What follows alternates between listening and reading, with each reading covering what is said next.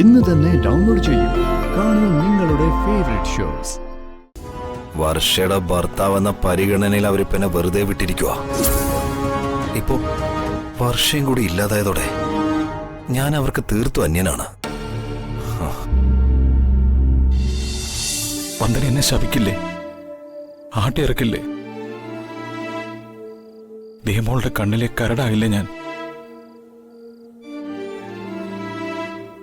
വന്ദനയും ദേമോളും ഇല്ലാത്ത ജീവിതം ഇനി എനിക്ക് ചിന്തിക്കാൻ കൂടി പറ്റില്ല.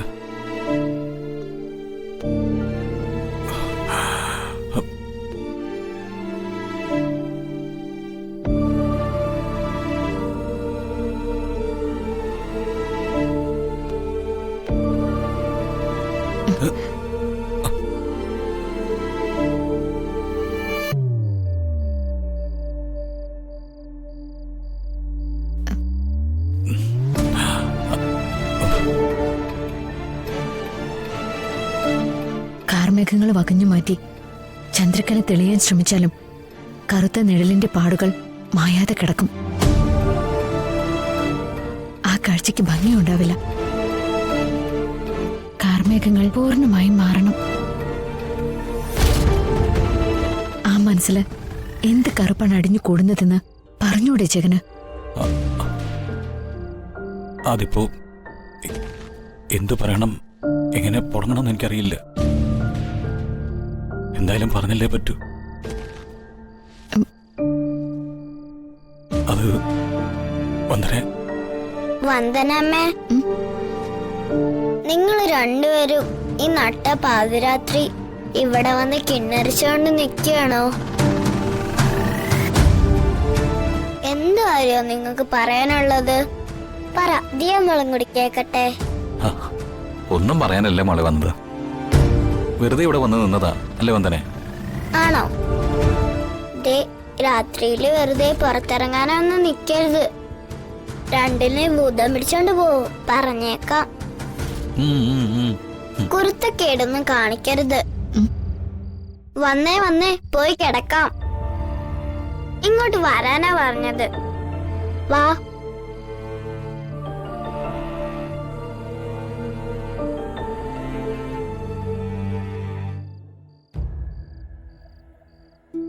ജഗനങ്കിൾ.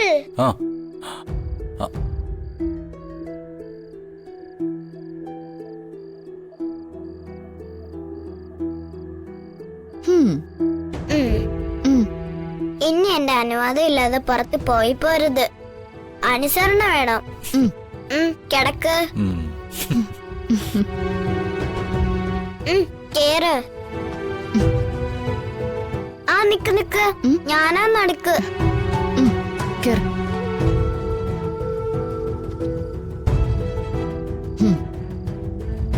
കിടക്ക്. ആ കായങ്ങത്താ. ഇനി ലോക്ക വീടില്ല ഞാൻ.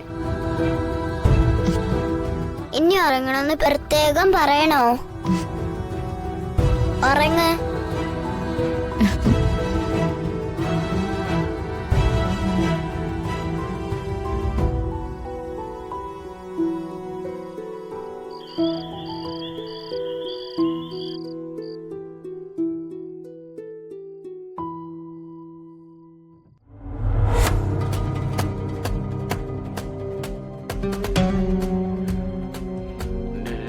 രാജീവിന്റെ അപകട മരണത്തെ കുറിച്ച് റീ എൻക്വയറി നടത്താൻ പെറ്റീഷൻ കൊടുത്ത് കാത്തിരിക്കുന്നവളാ വന്ദന.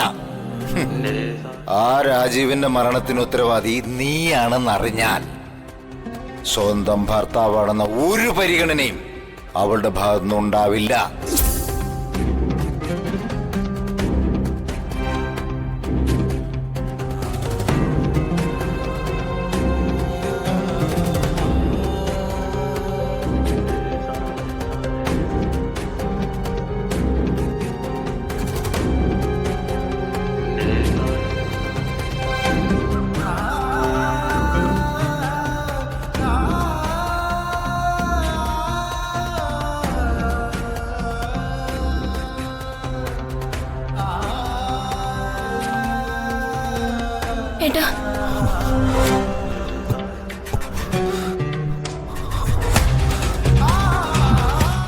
ആയിരുന്നല്ലോ വിളിച്ചത്.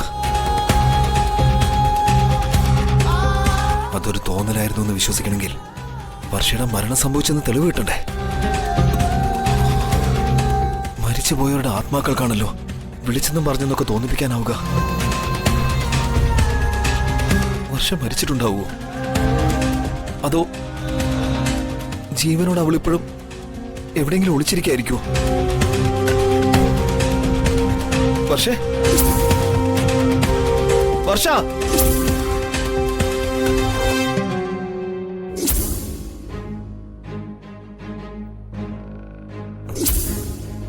വർഷേ,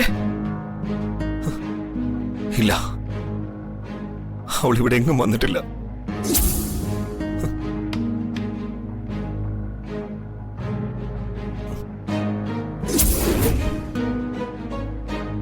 ആ കിഴവിയുടെ അവസ്ഥ എന്തായിരിക്കും? നിരഞ്ജനെ കൊല്ലുന്നതിന് ഏക ദൃക്സാക്ഷി ആ തള്ള.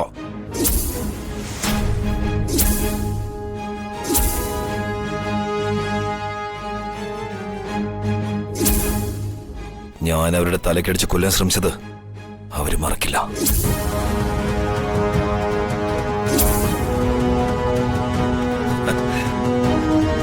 ആശുപത്രിയിൽ വെച്ച് ജീവനെടുക്കാൻ ശ്രമിച്ച കാര്യം അവർക്ക് ഓർമ്മ കാണും.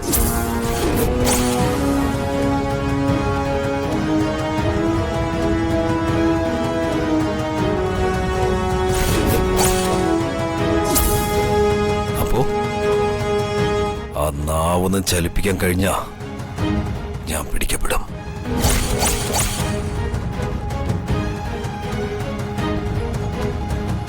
വന്ദന